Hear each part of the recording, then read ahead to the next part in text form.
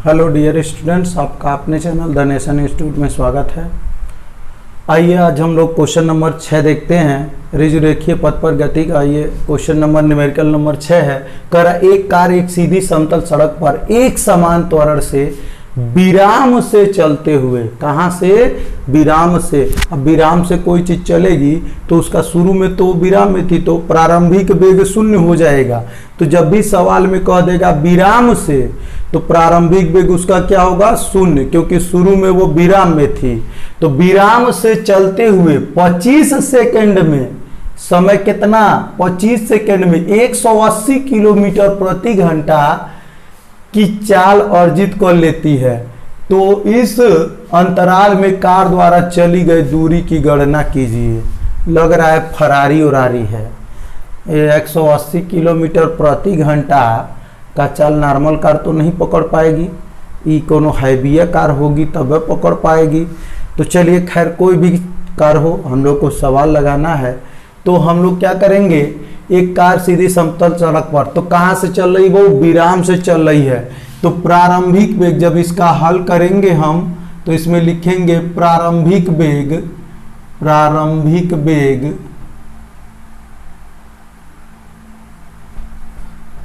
चाहे आरंभिक वेग, आरंभिक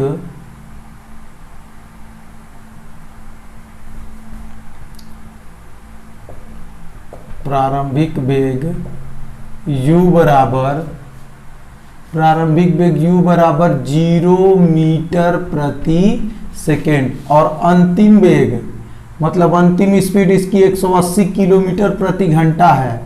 तो अंतिम वेग v बराबर 180 किमी प्रति घंटा। लेकिन यहाँ पर एगो समस्या ये है कि कोई भी सवाल आपको एमकेएस में ही लगाना है, लेकिन ये एमकेएस का मात्रक नहीं है। तो किलोमीटर प्रति सेकेंड को, किलोमीटर प्रति घंटा को मीटर प्रति सेकेंड में बिना बदले आप सवाल नहीं लगा सकते हैं। तो आप एक सूत्र जानते होंगे कि जब हम किलोमीटर किमी प्रति घंटा को बदलते हैं मीटर प्रति सेकेंड में, तो इसमें हम 5 बटा किसका कर देते हैं? 18 का गुणा कर देते हैं, तो ये आ जाता है मीटर प्रति सेकेंड में। तो ये एक चीज ध्यान रखिएगा, इस सूत्र को नोट कर लीजिए कहीं पे कि किलोमीटर प्रति घंटा में जब हम 5/18 का गुणा कर देते हैं तो यह मीटर प्रति सेकंड में आ जाता है। बीमी विश्लेषण में इसका एक सवाल भी हम लोग सॉल्व किए थे, तो उसमें भी लास्ट में यही आया था। तो पहला काम तो हम जो हमको अंतिम वेग दिया है 180 किलोमीटर प्रति घंटा, इसको हम किस में बदलेंगे? इसको हम लोग बदलेंगे मीटर प्रति सेकंड में। तो चलिए हम लोग इसको बदल लेते हैं मीटर प्रति सेकंड में। तो हो जाएगा वो आपका v बराबर 180 गुणे 5/18 मीटर प्रति सेकेंड। 18 से काट दो 10 बार में, तो v बराबर क्या हो जाएगा? 10×5 = 50 मीटर प्रति सेकेंड। तो प्रारंभिक वेग u मिला है और अंतिम वेग v मिला है। तो अब हमको क्या निकालना है बहू? चली गई दूरी और समयो पता है 25 सेकेंड। क्या पता है? समय पता है 25 सेकेंड। तो त्वरण नहीं मिला है, क्योंकि दूरी s बराबर ut plus half at square लगाओगे ना, या तो एक सूत्र तीसरका वाला लगा दो। सूत्र आप तीसरका वाला जानते हो, v स्क्वायर बराबर u स्क्वायर। देखो शुरू से 180 किलोमीटर का स्पीड पकड़ा तो वेग बढ़ रहा है ना, तो प्लस 2as से भी लगा सकते हो। लेकिन इसमें भी आपको क्या करना पड़ेगा? यस की गणना करनी पड़ेगी। तो एक की गणना करनी पड़ेगी तब दूरी यस निकलेगा। तो हम ही काहे लगाएंगे? हम इससे अच्छा ये है कि हम त्वरण क्या कर लें? निकाल लें। तो त्वरण बाबू निकाल लो। त्वरण ए बराबर हम आपको बताए थे, त्वरण ए बराबर v माइनस u/t होता है। तो ए बराबर v का मान है 50/u का मान प्रारंभिक वेग 0 अब टी कितना सेकेंड? 25 सेकेंड दिया ही है। तो काट देंगे तो a बराबर 50/25 हो जाएगा, काट देंगे कितना हो जाएगा 2 मीटर प्रति सेकेंड। तो अब दूरी निकालना है तो यस बराबर ut plus half at square से तो लिखेंगे अतः इस समयांतराल में, यानी इस समयांतराल का मतलब 25 सेकेंड में, इस समयांतराल में चली गई दूरी यस बराबर ut plus half at square.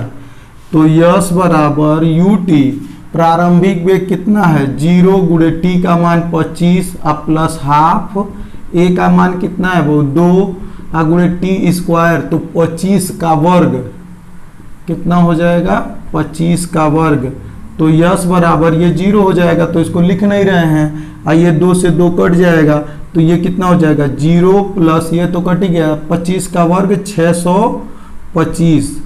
तो ये हो जाएगा आपका यस बराबर 625 मीटर। इसका उत्तर कितना आएगा बहू 625 मीटर। फिर एक बार ध्यान दीजिए, चूंकि कार विराम से चल रही थी इस नाते प्रारंभिक वेग 0 मीटर प्रति सेकेंड था और अंतिम वेग ये दिया ही है कि 180 किलोमीटर प्रति घंटा। तो किलोमीटर प्रति घंटा में हम सवाल नहीं लगाते हैं, सवाल हम केस पद्धति में लगाते हैं। तो किलोमीटर प्रति घंटा को 5/18 से गुणा करके मीटर प्रति सेकेंड में क्या कर लिए हैं, बदल लिए हैं। तो ये हो जाएगा v बराबर 50 मीटर प्रति सेकेंड। तो जब u और v मिल गया और समय मिल गया तो हम त्वरण पहले निकालेंगे। तो त्वरण ये बराबर होता है v माइनस यू बटे टी, अंतिम वेग 50 माइनस यू प्रारंभिक वेग 0 अब बटे समय कितना 25। तो ये हो जाएगा 50/25 बराबर 2 मीटर प्रति सेकेंड।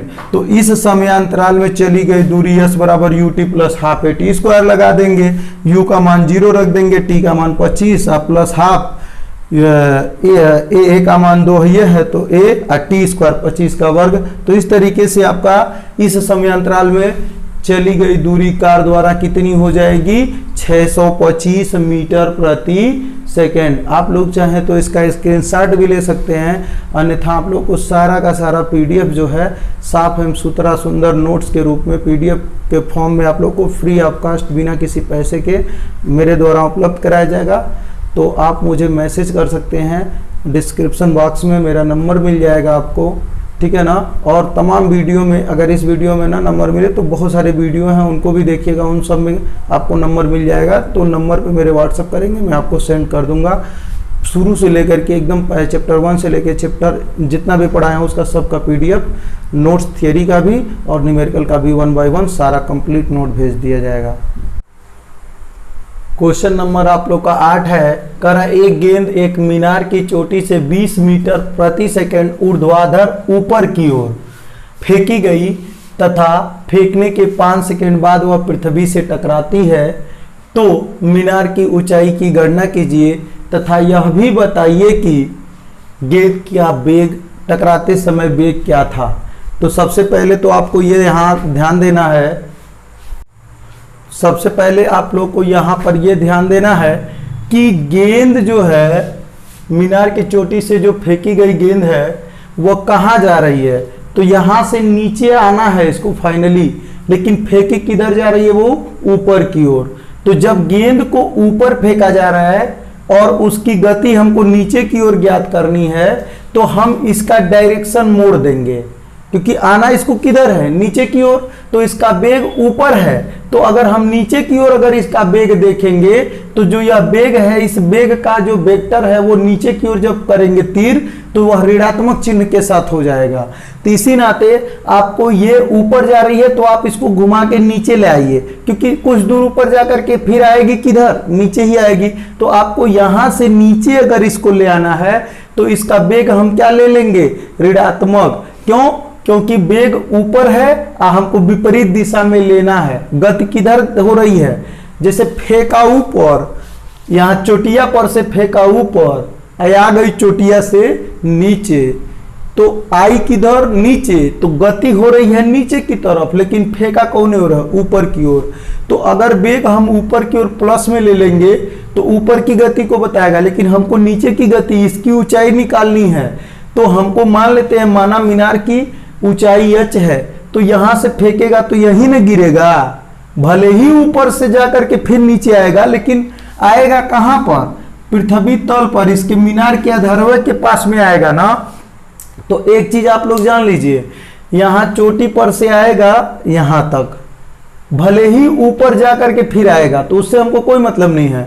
हमको सिर्फ मतलब है चोटी से आधार तक ये विस्थापन या दूरी तय करेगा, ठीक है ना। फेंका गया यहां से जाएगा यहां, तो दूरी या विस्थापन, प्रारंभिक बिंदु यहां था और अंतिम बिंदु यहां था, तो प्रारंभिक और अंतिम बिंदु के बीच की दूरी को हम क्या कहते हैं, विस्थापन। अब विस्थापन जब निकालते हैं तो हम वेग लेते हैं, तो वेग इस दिशा में तो है नहीं, नीचे की तरफ, ऊपर की ओर है। तो जब हम किसी वेग के वेक्टर को विपरीत दिशा में लेते हैं तो ऋण चिन्ह के साथ लेते हैं।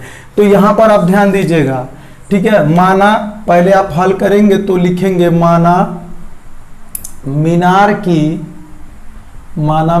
की ऊंचाई h है, मीनार की ऊंचाई कितनी है, h मीटर है।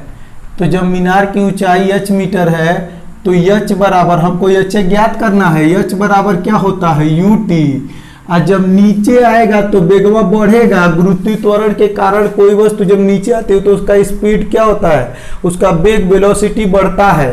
तो h बराबर, तो वेग बढ़ता है तो प्लस लगेगा हाफ GT², ये सूत्र बताए थे ना, गति का दूसरा समीकरण। तो h बराबर क्या हो जाएगा, ut। अब देखो विस्थापन, तो यहाँ वेग नहीं ऋण लेंगे, ठीक है ना, तो वेग को आप उसी दिशा में ले लीजिए, लेकिन विस्थापन उल्टा दिशा में हो रहा है, तो विस्थापन को आप क्या ले लीजिए, ऋण ले लीजिए, क्योंकि हम फेंके थे ऊपर, आ गया नीचे, तो विस्थापन को यहाँ पर पलट देंगे, यहाँ नीचे की ओर विस्थापन हो रहा है तो विस्थापन ऋण ले लेंगे, तो ये ऋण h हो जाएगा। तो ऋण h बराबर ut कितना हो जाएगा, इस सूत्र से हम लगाएंगे, लेकिन हम h क्या लेंगे, ऋणात्मक, क्योंकि फेंके थे ऊपर और आ गया था नीचे। तो हम जिधर विस्थापन करना चाहते थे, ऊपर की ओर विस्थापन करना चाहते थे, लेकिन विस्थापन उल्टा दिशा में हो गया, तो इसी नाते यह विस्थापन क्या हो गया, ऋणात्मक।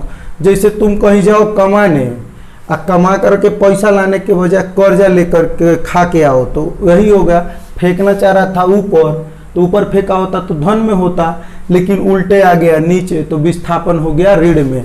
तो यहाँ पर h का मान हम ऋणात्मक रखेंगे और ut प्लस हाफ GT² से लगा लो, तो u कितना है, वो प्रारंभिक वेग है 20 गुणे समय कितना हो गया।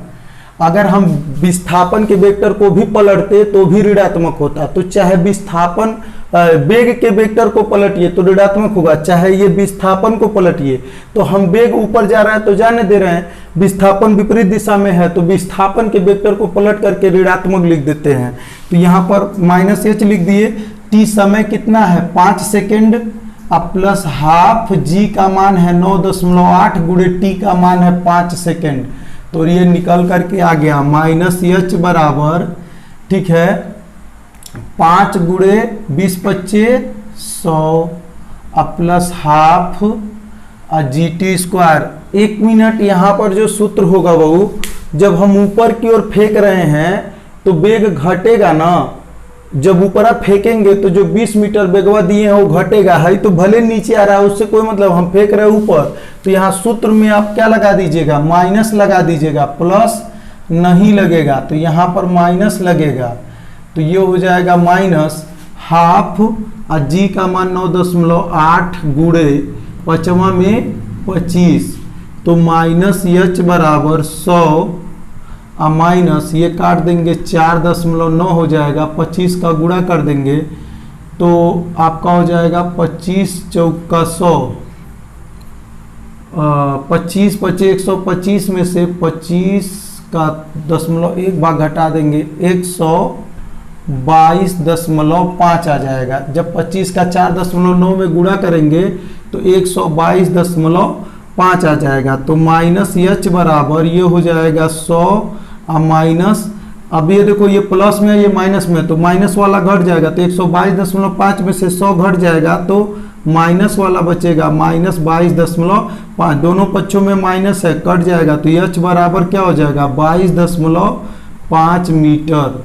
तो मीनार की ऊंचाई आ गई कितनी 22.5 मीटर। फिर एक बार ध्यान से समझ लीजिए, फेंके थे ऊपर, अब विस्थापन हुआ था नीचे, तो विस्थापन जो h लिए थे वो ऋणात्मक ले लिए, प्रारंभिक वेग u जिस दिशा में फेंके थे उसी दिशा में धनात्मक ले लिए, गुणे समय 5 ले लिए। और ऊपर जब हम फेंकते हैं कोनो वस्तु तो उसका वेग घटता है, इस नाते यहाँ पर चिन्ह माइनस ले लिए, तो -12 GT², g का मान 9.8 दिया था और t² 5 दिया है, तो 5वां में 25। इसको हल कर लेंगे तो h का मान निकल करके आ गया 22.5 मीटर। ठीक ना बहू। तो अब इसमें कह रहा है कि तथा यह भी बताइए कि टकराते समय गेंद का वेग क्या था। टकराते समय गेंद का वेग क्या था, तो v बराबर u माइनस GT होता है। v बराबर क्या होता है, अंतिम वेग v बराबर u माइनस GT, उससे आप निकाल लीजिए अंतिम वेग v बराबर u माइनस GT। तो v बराबर क्या होगा बहू, u प्रारंभिक वेग था 20 माइनस g का मान है 9.8 और t का मान कितना है 5 सेकेंड। t का मान कितना है 5 सेकेंड। ठीक है, लेकिन यहाँ पर आपको एक चीज़ का ध्यान रखना पड़ेगा, फेंके थे इस दिशा में, अब वेग अभी आएगा इस दिशा में, टकराएगा तो ऐसे टकराएगा ना कि ऊपर गाँव टकराएगा, तो गया और वापस आ गया, तो यहाँ वेग ऋण चिन्ह आएगा। इसका मतलब कि जिधर हम फेंके थे उस दिशा में ये वेग नहीं मिल रहा, यह विपरीत दिशा में वेग मिला। फेंके थे ऊपर, यहाँ टकराएगा तो नीचे ऐसे वेग से टकराएगा ना, तो यहाँ पर ऋण चिन्ह ये दिखाएगा कि वेग की दिशा प्रारंभिक वेग की दिशा से ठीक क्या है, विपरीत है। टकराते समय वेग ऐसे टकराएगा तो उसका वेग नीचे की ओर होगा, अब फेंके गए प्रारंभिक वेग किधर था, ऊपर की ओर था, तो ये ऋण के साथ आएगा। क्यों, क्योंकि प्रारंभिक वेग की दिशा अलग थी, इसकी दिशा सीधे विपरीत है, तो ऋण चिन्ह ये बताएगा कि प्रारंभिक वेग से यह वेग क्या है, विपरीत दिशा में है। ठीक ना। तो या चाहे यहाँ पर v का मान माइनस में ही ले लो, क्योंकि नीचे टकराएगा तो ऐसे टकराएगा, तो आपका v का वैल्यू निकल जाएगा। तो v बराबर हो जाएगा 20 माइनस ये 9.8 में 5 का गुणा करोगे तो 8 × 5 = 40 के 0, 9 × 5 = 45, 45 × 4 = 49, एक अंक पे दशमलव लगा दो, तो v बराबर कितना हो जाएगा 49 माइनस 20, तो -29 मीटर प्रति सेकेंड। ठीक है ना, जिसमें अब ये आ गया आपका -29 मीटर प्रति सेकेंड। तो ये क्या बता रहा है, ये बता रहा है, माइनस चिन्ह ये बता रहा है कि इसकी दिशा, वेग की दिशा जो है प्रारंभिक, अंतिम वेग की दिशा प्रारंभिक वेग की दिशा से ठीक विपरीत है। अगर आप यहाँ पर माइनस चिन्ह ले लेते, पहले से ही हमको ऊपर फेंके थे नीचे की ओर निकालना था, तो वेग हमको विपरीत दिशा में निकालना था, तो v का मान किस में लेते, माइनस में लेते, तो ये माइनस माइनस दोनों ओर कट जाता, तो हम माइनस में ले रहे हैं, तो यहाँ माइनस भी, यहाँ भी माइनस भी, यहाँ भी माइनस भी, अब माइनस माइनस कट जाएगा, तो v बराबर क्या हो जाएगा 29 मीटर प्रति सेकेंड। यहाँ माइनस क्यों लिया गया है, क्योंकि टकराते समय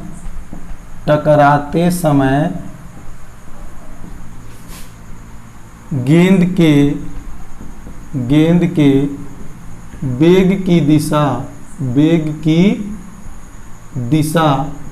प्रारंभिक वेग के विपरीत है। तो जब विपरीत होता है तो हम ऋण चिन्ह ले लेते हैं, चाहे वो कोई भी सदिश हो। तो यहाँ पर वेग v को हम किस में ले लिए थे, ऋण में ले लिए थे, क्योंकि टकराते समय विपरीत है, और हम फेंके थे ऊपर, टकराई ऐसे आके नीचे, तो ये वेग नीचे की ओर, प्रारंभिक वेग ऊपर की ओर, तो ऊपर की ओर वाला अगर धन ले रहे हो तो इसको क्या लेंगे, ऋण लेंगे, या ऊपर की ओर वाले को ऋण ले लो, इसको धन ले लो, तो भी हो जाएगा। दोनों में से किसी को जैसे भी आप चाहो कर सकते हो। ठीक है ना, एक ठौरे को तो आपको धन और ऋण लेना ही पड़ेगा, क्योंकि दोनों एक दूसरे के विपरीत हैं।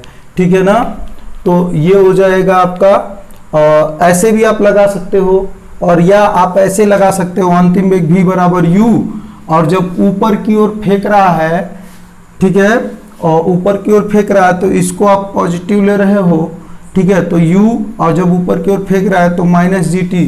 तो ऐसे यहाँ पर मैंने बताया ना v और u में से एगो कोनो दोनों एक दूसरे के विपरीत है, तो एगो प्लस लोगे तो एक ऋण आएगा।